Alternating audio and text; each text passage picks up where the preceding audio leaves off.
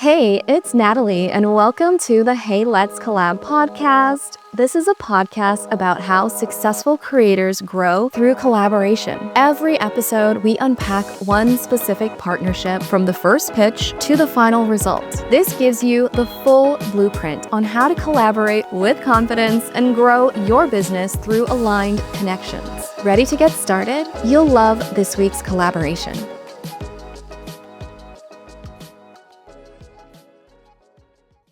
Hello, everyone. Hey, I'm Natalie Bardo, and welcome to the Hey Let's Collab podcast. This is a podcast about real connections for online creators. Every episode, we unpack one specific partnership from the pitch to the results so you can learn how to collaborate with confidence and grow your business through aligned connections. And I'm so excited to introduce you to one of my aligned connections. Hi, Brittany. Hi, Natalie. Thanks so much for having me. I'm so excited for this conversation. I'm so excited that you're here as well. So if y'all are new to Brittany, allow me to formally introduce you. By day, Brittany's using her skills and experience to help clients get leads and sales with social media. By night, she's a content creator herself, experimenting and learning each platform in real time. And yeah, I love hearing and learning from your experiments. Your posts are always so insightful. I feel like, you're just like my go-to. Oh, thank you so much. I really appreciate that. I mean, I feel like that's what we are. Like when you talk about being a creator, that is literally my life, right? Like I'm showing it, whether it's my travels or what I'm learning on social media and documenting it and sharing it. And I love it. I can't believe I get to do this work.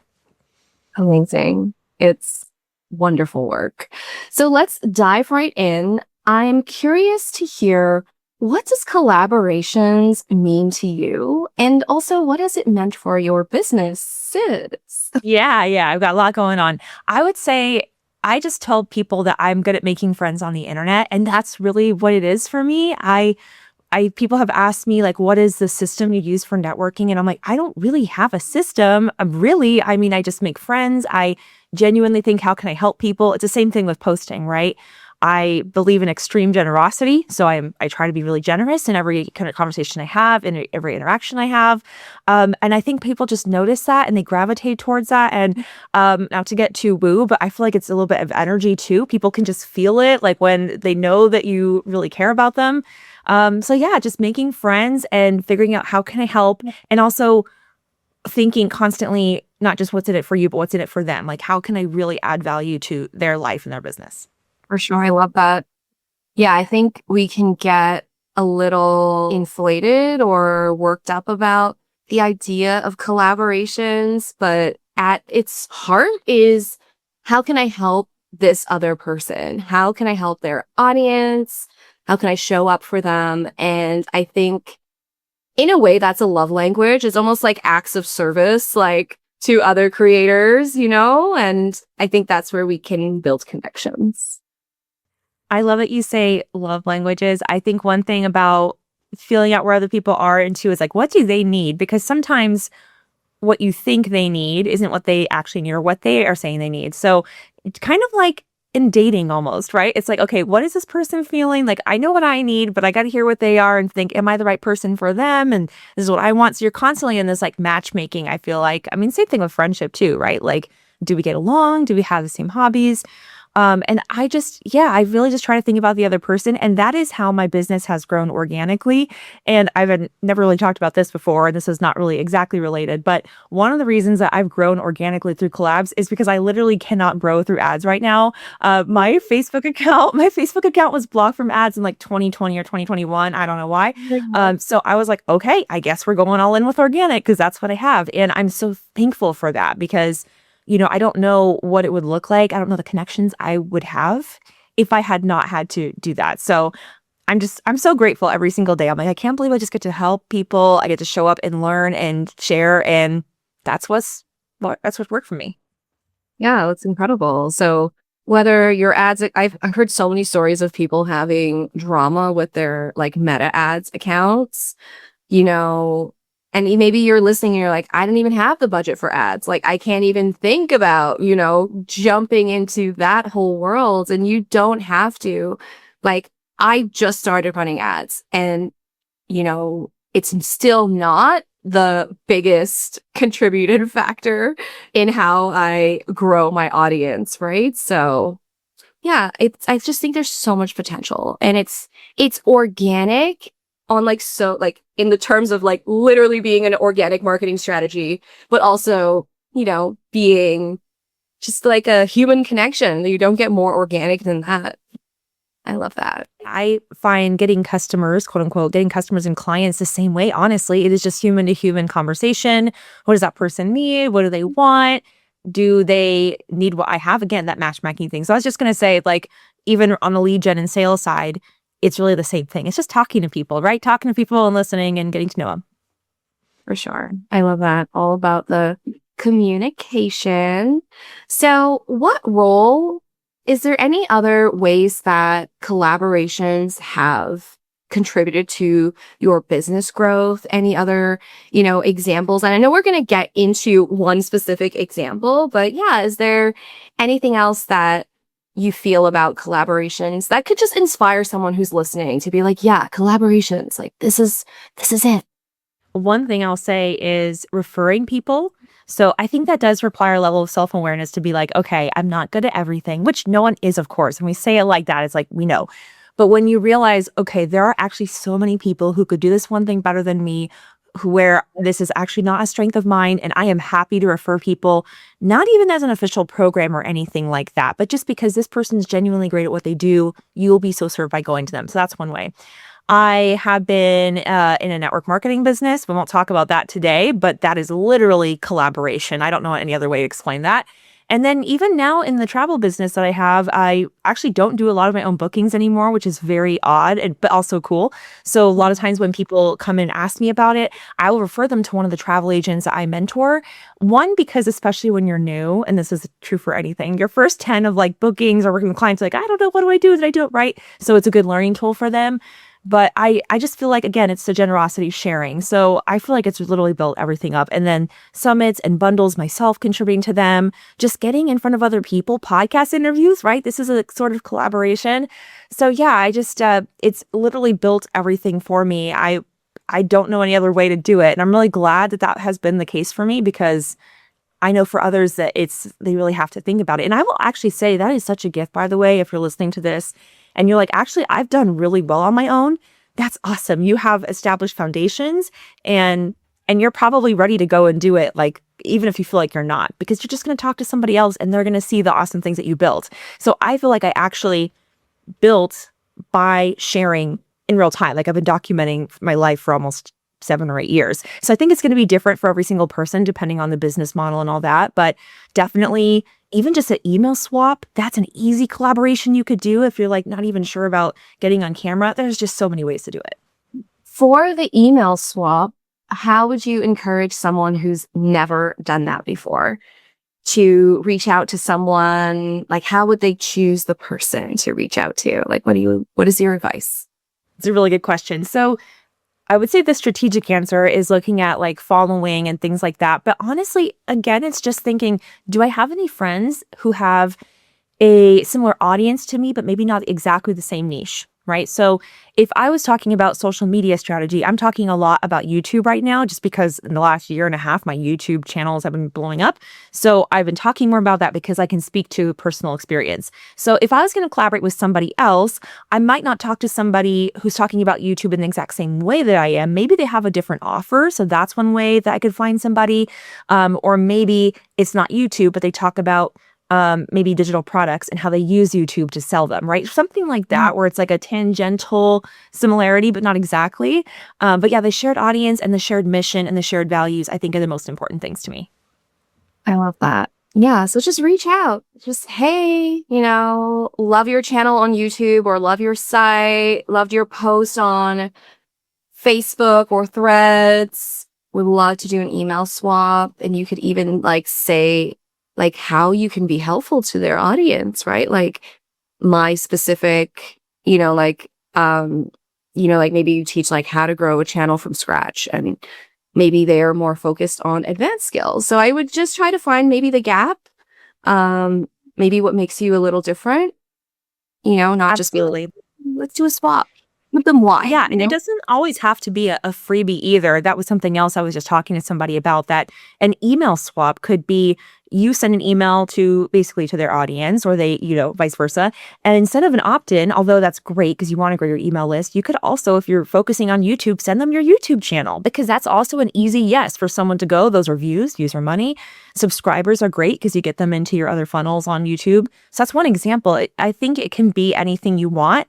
That's another thing I will say too, is that don't limit yourself to all the collaborations that you see people already doing and talking about. There's always really creative ways that are way easier. I mean, even just going live with someone else on Instagram, like I'm saying just because it's easy, but it doesn't mean you shouldn't do it. I mean, I know some people who go live on Instagram and they repurpose that content as their podcast, right? And it's like they get 2-in-1 exposure, and then they share it to their stories with the link. Like, it's genius. So actually, the simpler you can get, honestly, the better.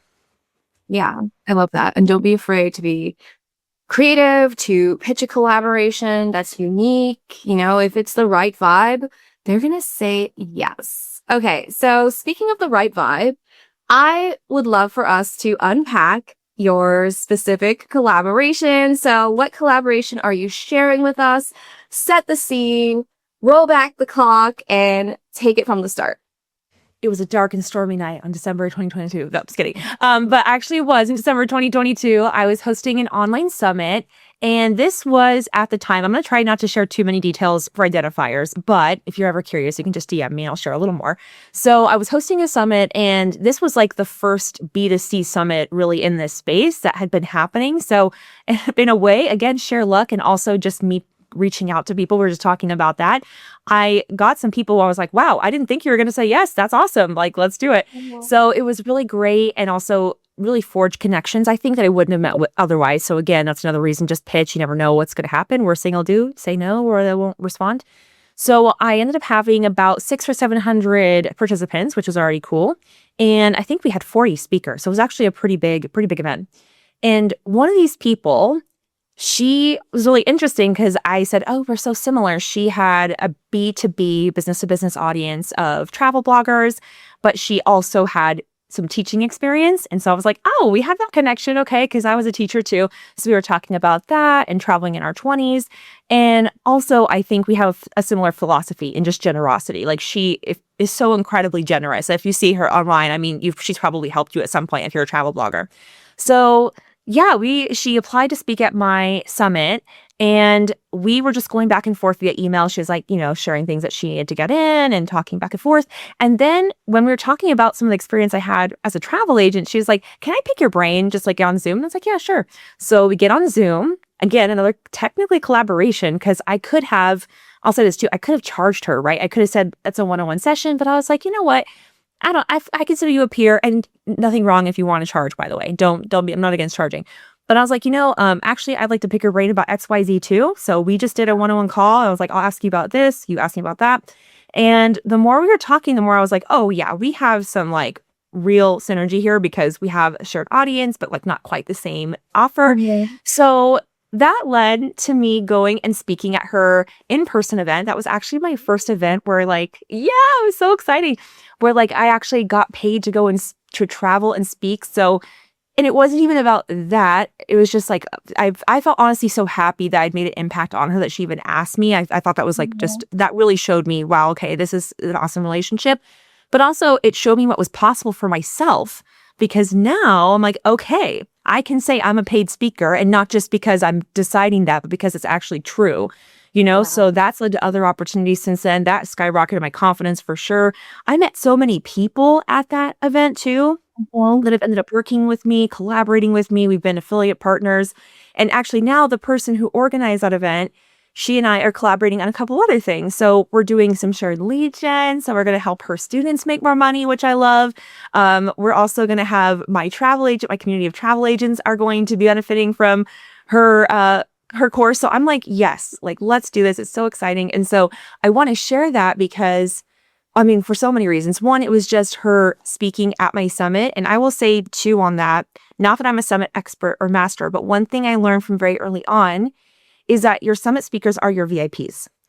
And I really do believe that. I mean, I think every person is very important, obviously, but when someone is building up your event and they're bringing you people and they're putting you in front of their people, like what an honor, what a privilege, that this audience that they've nurtured and built up and that they really trust. So I just made sure that every person, I was like, what can I do for you? Like, how can I help? Not just with the summit, but what else can I do for you? And again, I really think that's just gone a long way. And it's also, I wanted people, like I wanted these people, right? Some of them I pitched, some of them just found the forum and applied like in a Facebook group. But these were all people that I'm like, yes, I am proud to partner with this person. And it led to a beautiful friendship. We're also friends too. So I'm so grateful that happened. I can also answer any specific questions you have. Yeah. Just pitch people. Hey, pausing the episode because I really wanted to tell you about my collab starter kit. It has everything you need to start collaborating, even if you've never done it before and don't feel expert enough.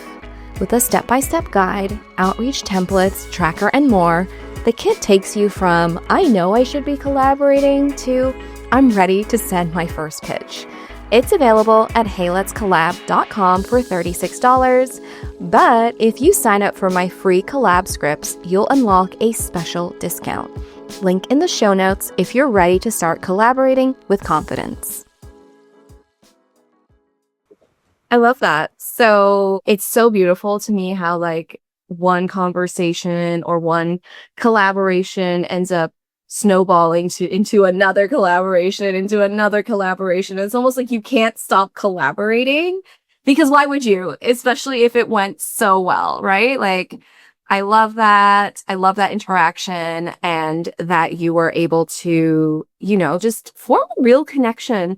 I think, many of us can feel like it's hard to meet with someone who clicks. And I think you bring up a great point about having a call. I think like just booking a little coffee chat is like the fastest way. Like you could do it with a form. I think some of our other guests have shared the different ways that they figured out what type of collaborations they could do with someone. But if you have the benefit of the time, why not just hop on Zoom or Google Meets, FaceTime, whatever. Or like, honestly, sometimes I like an old fashioned phone call. Like I'll just call you on WhatsApp.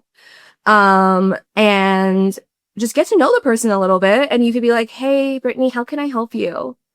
Right? Like for real, like this could be a fun little experiment. Brittany, let's do it live.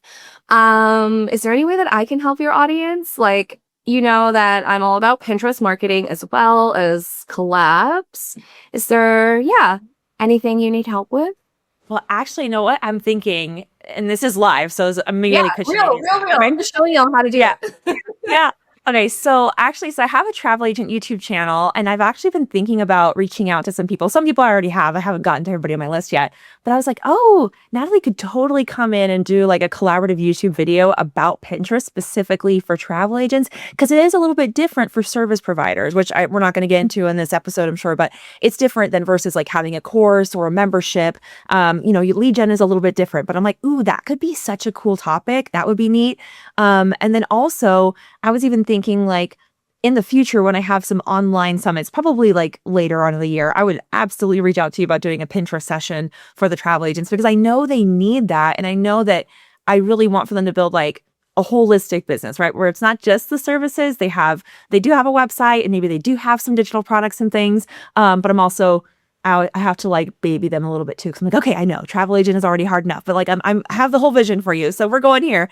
But yeah, what about those ideas? Or do you have any counter offers for me? So I'm open to that. No counter offers. Okay. For one, yes, love a summit, love a YouTube. We could even, if some of them already have Pinterest accounts, we could do like a live audit. I could also do some research and find some accounts that are travel agent accounts that are doing really well. Because I love an example. I think when we have examples of the right way to do it, it's just gives us something to aim for and like shoot for and like feel confident in the way we're going. So yeah, both of those sound wonderful. I do have also a counter. Do you know about my Pinterest masterclass that I co-host? So I've co-hosted with, many travel creators, including like Jessie on a Journey and Nina from She Knows SEO. So the travel creators love me. I think about 30% of my students are travel creators. So if you're interested, that's something I do. I'll treat you like a VIP for sure. Graphics, you have your own landing page, swipe copy, countdown timers. I got the affiliate link, everything you need to make it a successful collab. So that's my counter. I love that. Yes, all that, for sure. And I think, by the way, the audit is such a smart move, because I think sometimes for travel agents, and for anyone, by the way, too, if you're doing a collab, you're thinking, how can I get to that person? Because for the travel agents, one thing I've heard is like, yeah, but I'm not a travel influencer. I'm not a blogger. Some of them are, right? But some of them will have the objection of, yeah, but that's not exactly my model. And so it's like, oh, I've got you. I understand. Here's somebody doing that exact thing. So that is brilliant, by the way. And that is what they need to see, right? Like, they need to see that they understand, that you understand where they're coming from. So anytime you are pitching anything, listener, viewer, I will say, like, always think of the audience first. I mean, of course, like, you also want to help the other person, but that's another thing too, is that person cares about their audience, right? Like, they've taken that time to build an audience. So anything that's audience first is great. So I love that. Let's definitely talk about those offline. But yeah, I think that's really good for them to hear too. So that's awesome. And is there anything that you want to do for my people? So I have my audience of around like 10K subscribers for that are solely focused in like Pinterest marketing, but I think they're open to marketing in general. So, like if there's anything, like if you want to do like an email swap or a workshop, like I don't know what, yeah, I'm open. Yeah, one thing that comes up in my head is like a mini chat setup or mini chat workshop, because that is something that, even if they're not doing Instagram marketing, that's another thing I hear too. It's like, well, I'm not making reels every day. I'm not really like a creator, quote unquote. Totally get it. Definitely going to pitch mini chat to you, because even if you do nothing else but just set it up so that you have a keyword and that people get your opt-in, your email opt-in, that's amazing. You start actually getting emails from your Instagram reach. And then also, we could talk about, or we could even talk about stories. I know some people who have completely static Instagram accounts and they just use like stories for launches or like close friends. There's all kinds of cool stuff you can do, even if you're not a quote unquote creator. So yeah, let's definitely talk about that, because I get it. I have like my first group of people that I talked to was they're sellers on Teachers Pay Teachers, which is like Etsy for teachers. And they're usually like, I'm a business owner. I am not an influencer. And I'm like, I get it, but these are tools, right? They're just tools. So yeah, let's talk about that for sure.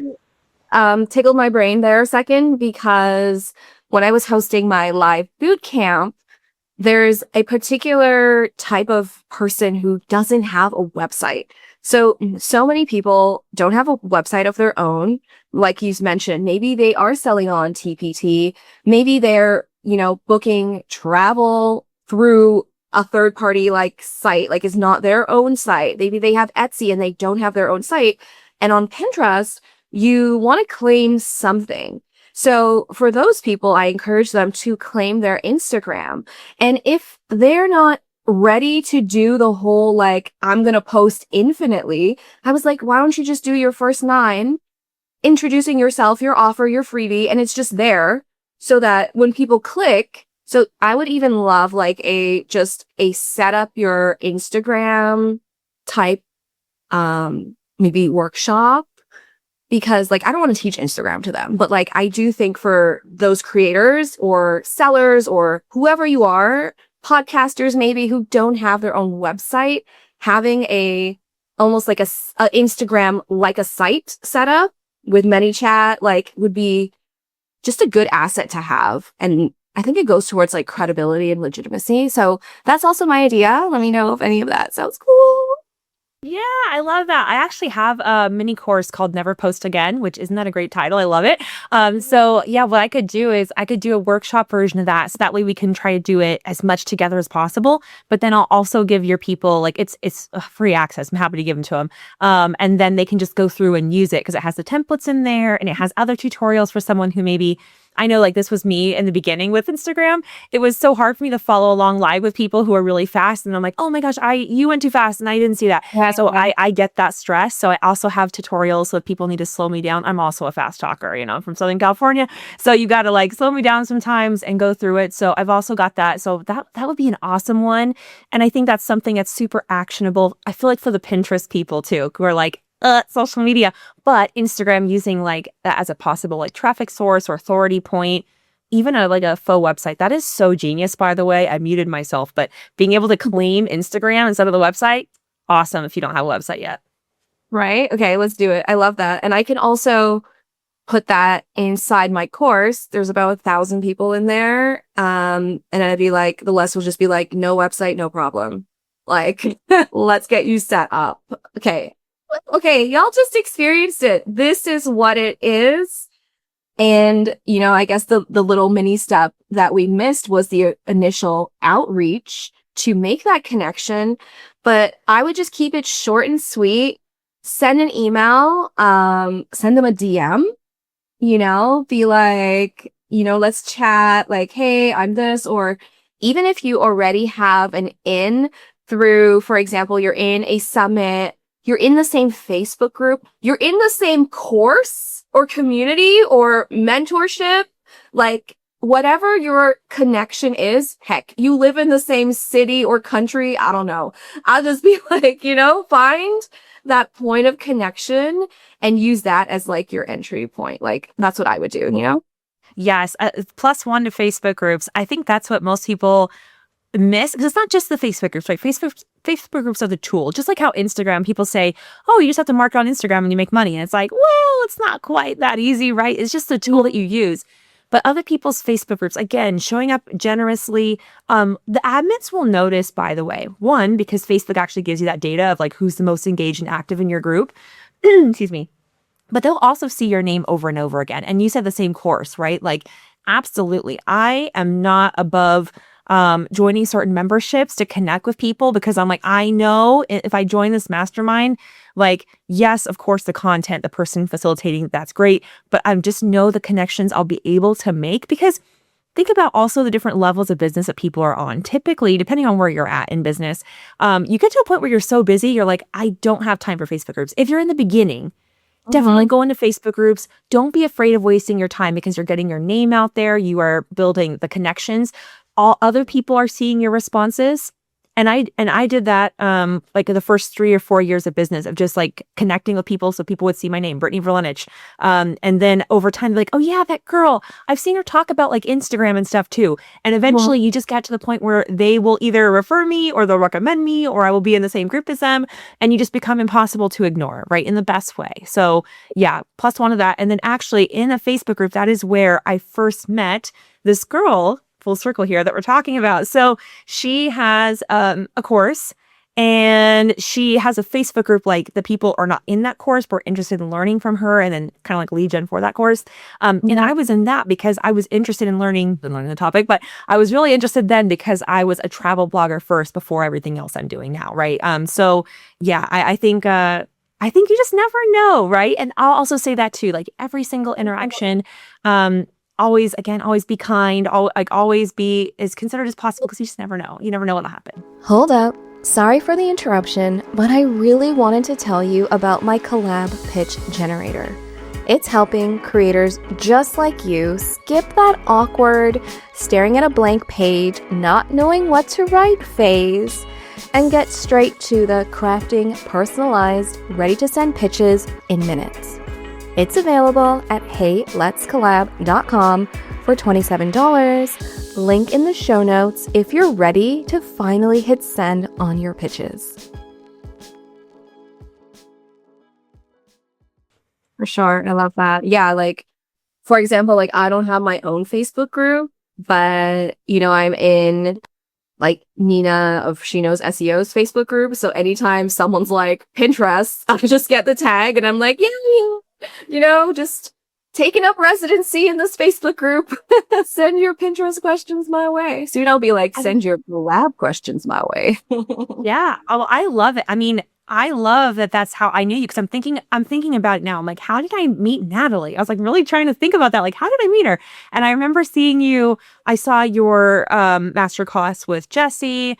I think I saw you as a guest in Nina's course. And I'm like, okay, by like the fourth or fifth time, which by the way, that is definitely a lesson there, iteration and just outreach continuously. Like, don't slow down because you don't see results on something right away. Also, you're new. You're going to probably have to build up your pitching skills if you haven't done it. It's all good. But just the fact that you have been everywhere, where I was like, okay, like the first couple times I wasn't really interested in Pinterest, but now I'm like, okay, like I actually need to like think about this, because I'm like, I must be missing something, or I just have the capacity. So that's another thing too, is sometimes people, if they do say no, I just want to let you know, no is not the worst thing in the world. If you just ask more, if you ask enough, no will not hurt your feelings anymore. Because like, that's okay. I already asked with people, so it's going to be okay. But sometimes people just also don't have the capacity for something. So when I was first looking, I'm like, I have to ignore this intentionally because I don't have time for Pinterest yet. But now, okay, I'm looking at Pinterest possibly later in the year. So now I'm going to pay attention. So that's another lesson too, is like, just always be visible, always be connecting with people, because you just never know. Yeah, and I feel the same way. Like, I have not had the energy for Instagram, right? And now I'm just like, oh, I got time. It's like I'm literally in Colombia right now, and I'm seeing this beautiful yard, and there's a fence here, and it's like, okay, my garden looks great, but I'm like peeking over the fence, like, what's Brittany doing? Like, oh, how's this Instagram garden looking? And I'm like, okay, I need some of those flowers too, right? Like, I think that's kind of where you finally have that moment to be like, okay, what else can we add? You know? It's a beautiful thing. So can we continue talking about, like, just because it's a no is not the worst thing? And I'm sure you get pitched a lot because you got so many pots spinning in the air, right? And what makes you want to say no, but also maybe what makes you want to say yes? So what are your green flags and your red flags for collaborations? Like, does anything come to mind? Yes. Well, one big one, and this might be just common, but if they don't get my name right, or if it's very obvious that they like copied and pasted it from Instagram, like, hi, Brittany, social media strategist, like the little pipeline thing. So I'm like, all right, that's a no, delete. Or if it's not obvious that they know something about my audience, or if they haven't listened for the podcast, Social Media Magic podcast, I get pitched for that a lot, actually. It's almost always like a certain type of company that's pitching. And I'm like, I don't want my podcast to just be a marketing tool. I mean, yes, I know people are marketing and that's fine. Obviously, I'm in marketing, but I really want to connect with people because the mission, the values, and what they're doing is aligned with me. That's a really important alignment.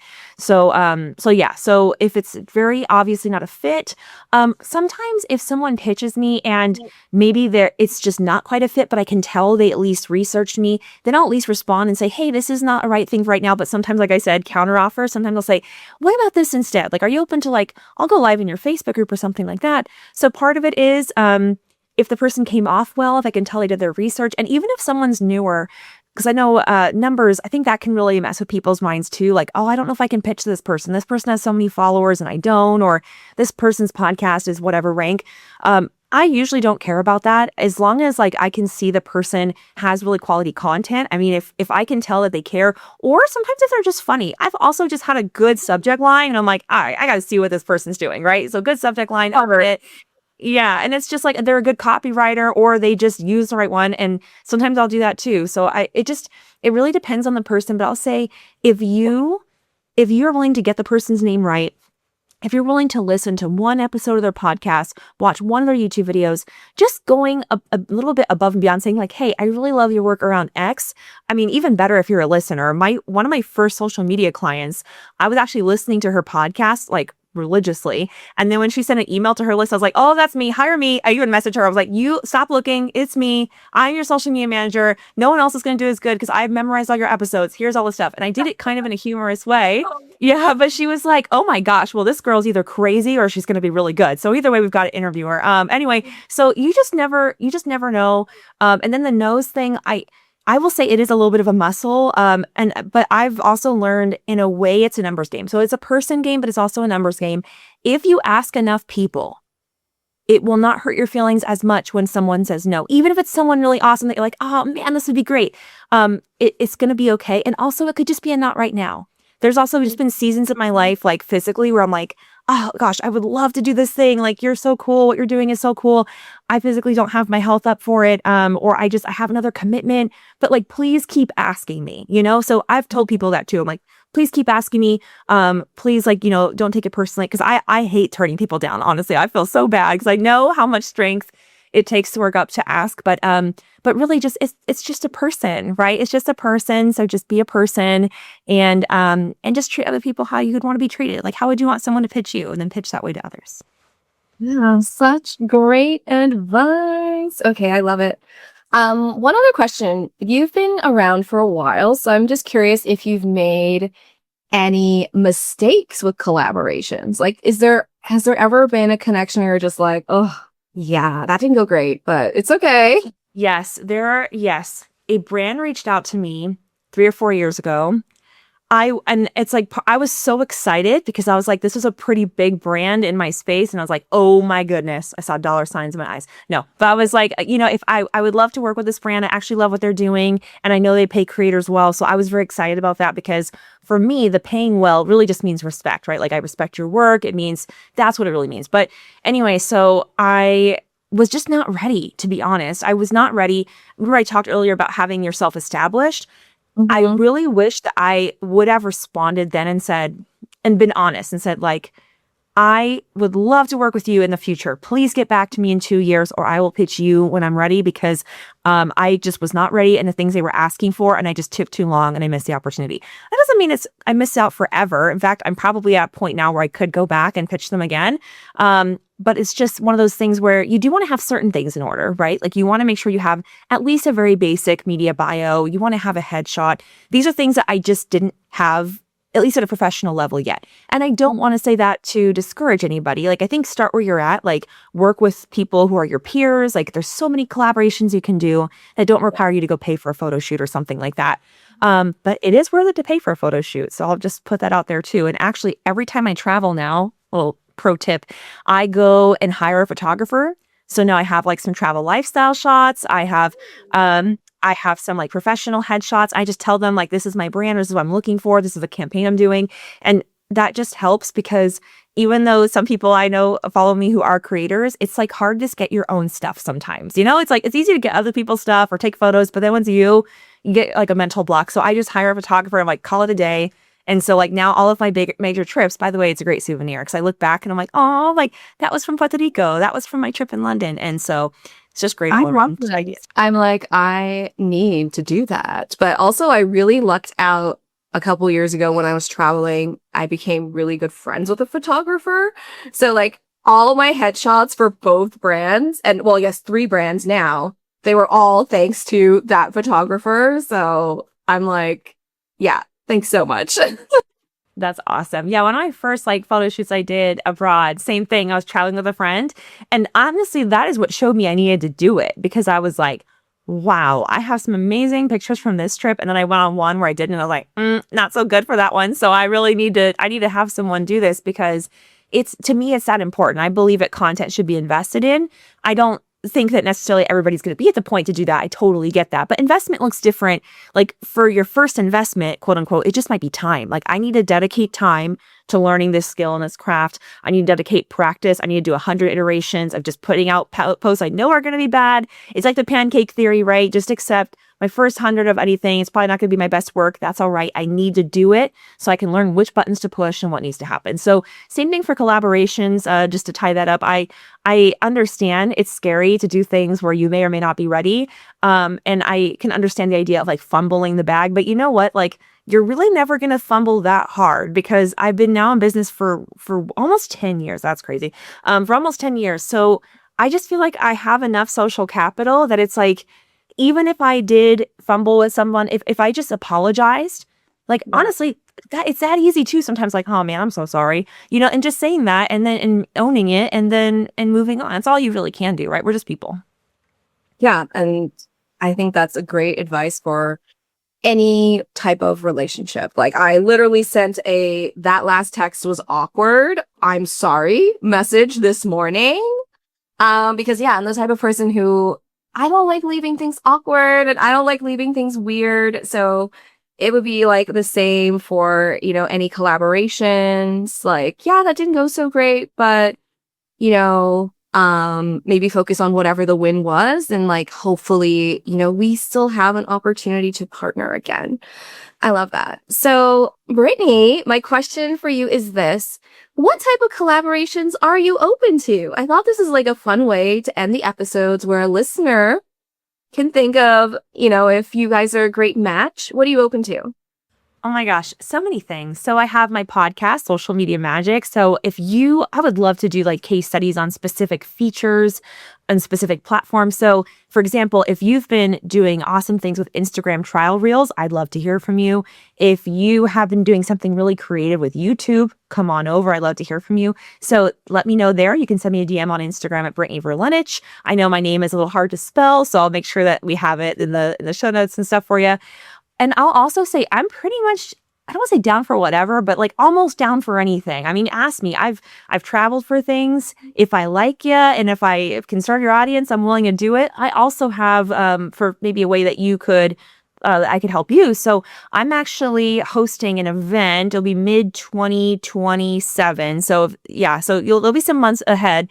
You can message me if you're interested. It's called Famsterdam. We're going to be talking about fam trips for travel agents and the travel creator blogger world in Amsterdam. So that's kind of cool. So if you're interested in that, you're willing to travel and show up and help people and serve people, then I'd love to talk to you there.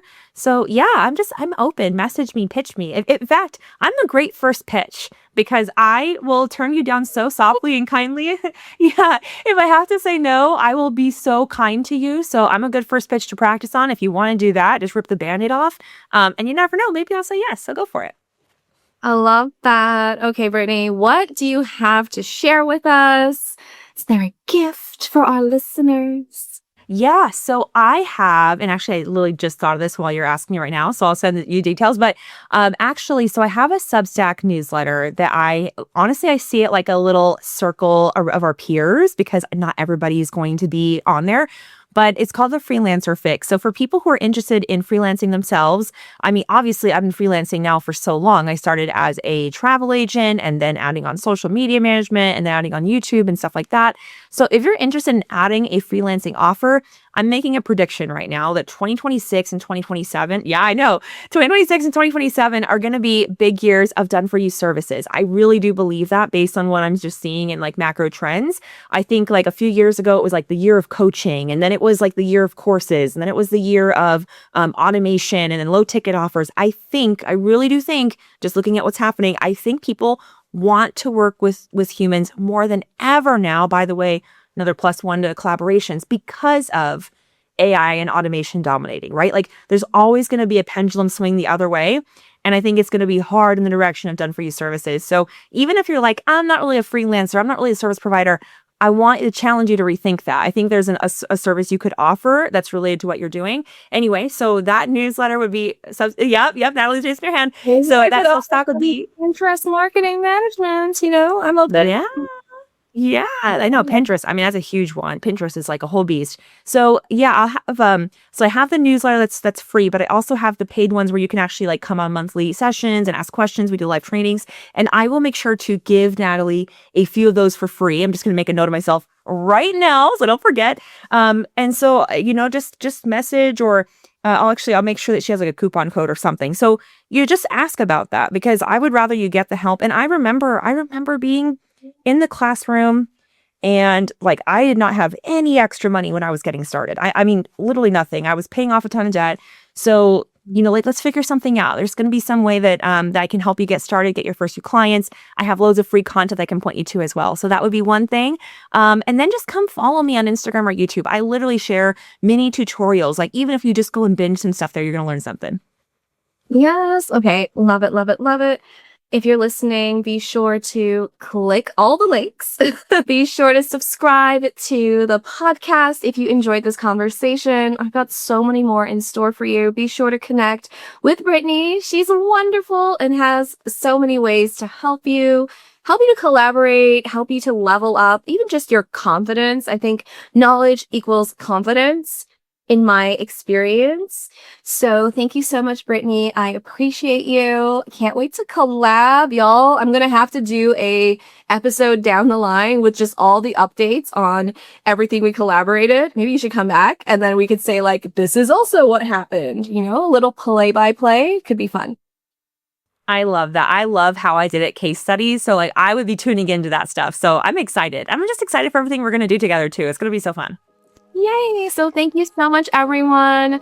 Just don't be afraid to say, hey, let's collab. Until next time. Bye.